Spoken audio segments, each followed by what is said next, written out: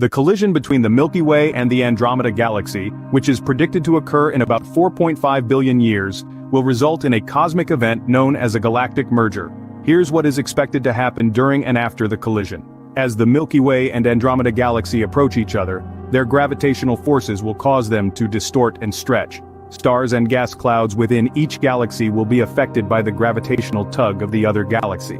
Eventually, the two galaxies will collide, leading to the chaotic mixing of stars, gas, and dust. However, due to the vast distances between individual stars and other celestial objects, actual star-on-star collisions are unlikely to occur.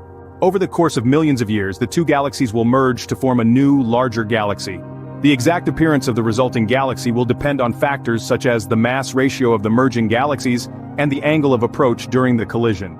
The collision will likely trigger a burst of star formation as gas and dust clouds collide and compress, leading to the birth of new stars. The merger may also disrupt the orbits of stars, causing some to be ejected from the new galaxy or fall into the central supermassive black hole.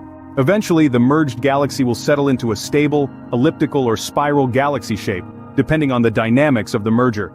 The new galaxy may bear traces of its tumultuous past, such as faint stellar streams and distorted structures. The collision will also affect the other galaxies in the local group, the group of galaxies that includes the Milky Way and Andromeda.